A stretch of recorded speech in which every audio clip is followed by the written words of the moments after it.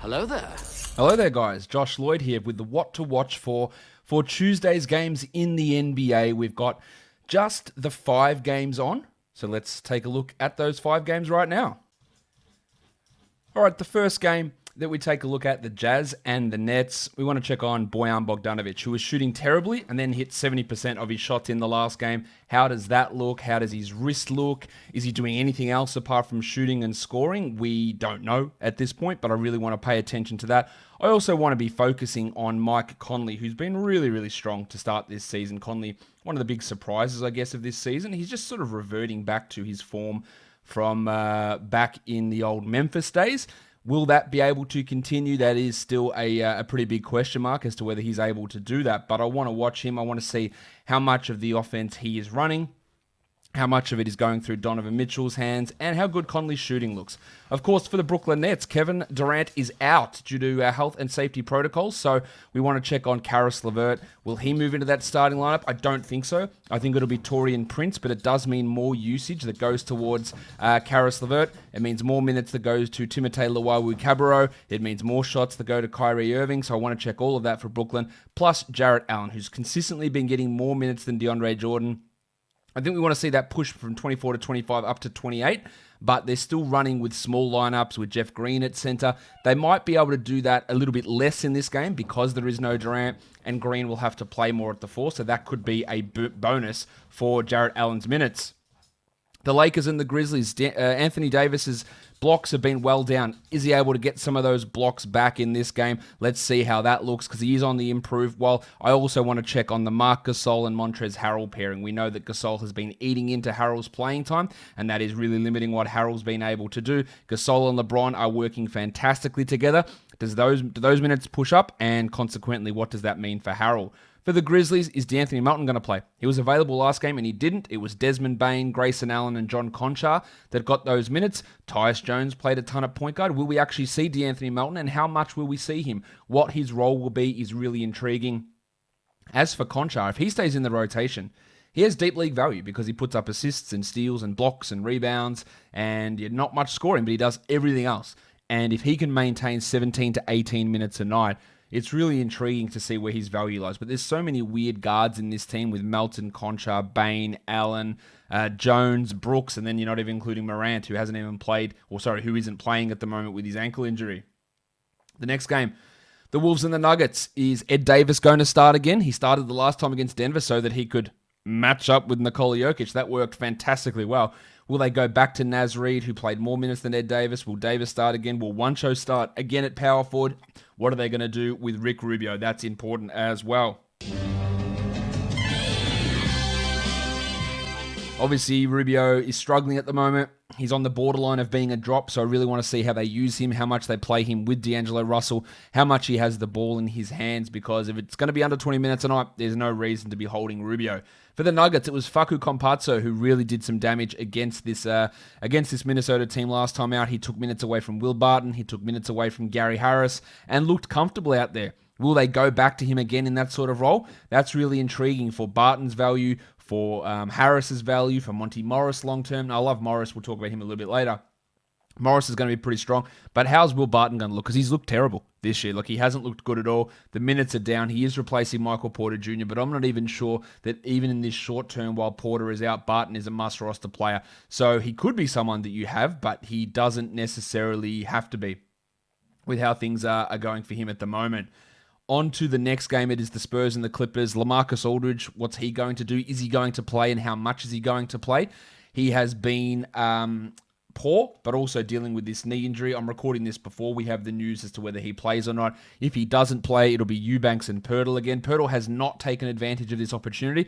I was hopeful that he'd be able to play well. He has not played well. Eubanks has been almost as good, and they've played really some small ball with Rudy Gay at center, which has helped Rudy Gay's value. So how is Aldridge going to play, and how's he going to look? And what about Keldon Johnson, who's been amazing this season? He's the 48th ranked player in fantasy.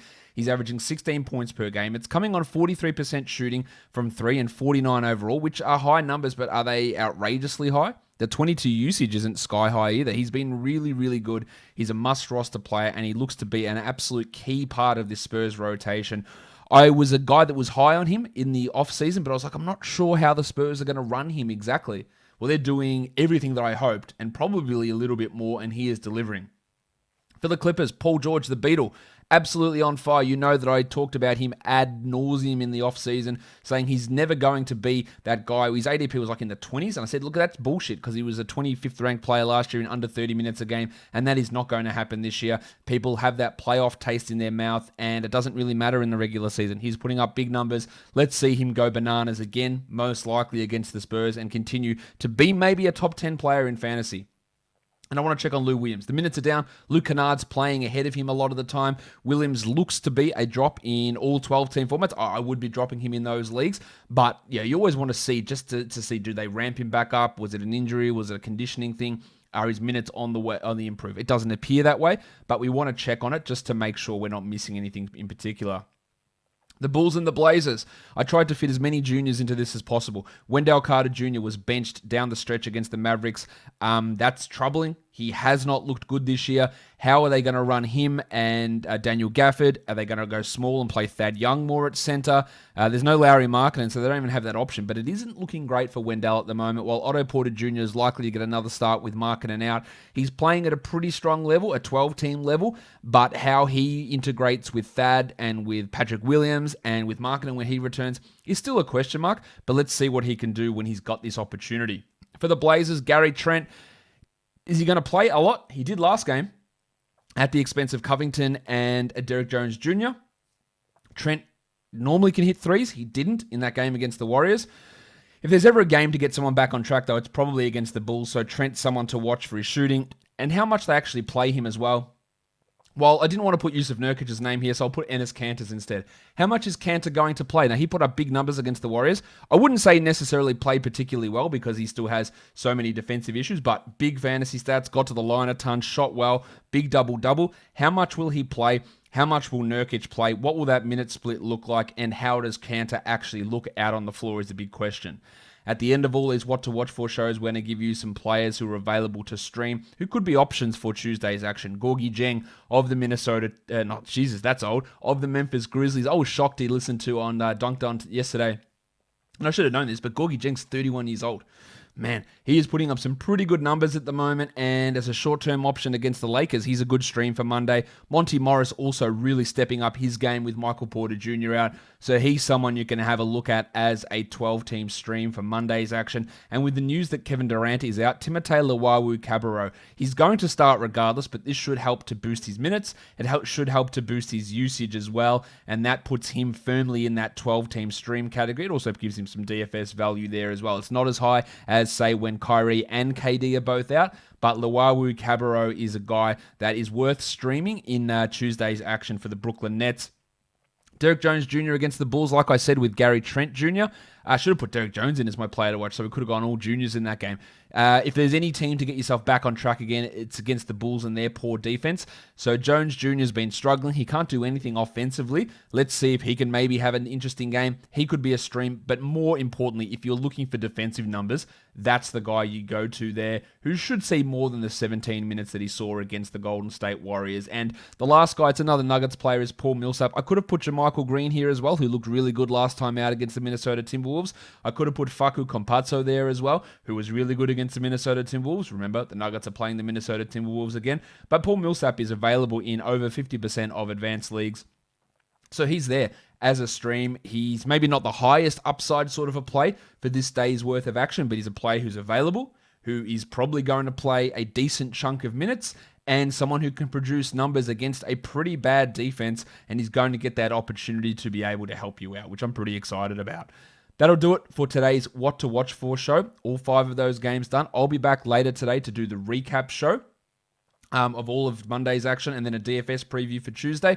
Earlier today, I did a buy low video, so go and have a look at that on the channel, highlighting 5 players who could be buy low options for your fantasy league. Make sure you're hitting the subscribe button and hit that little bell, and that means when an episode goes live, there's 3 or 4 of these a day. When one goes live, you will never miss out, and you'll be first in there. You can jump in the live chat, and you can get your comments looked at, read, and answered by myself or a bunch of other people who are watching and listening to these shows. Guys, we are done here. Thank you so much for watching, everyone. See ya.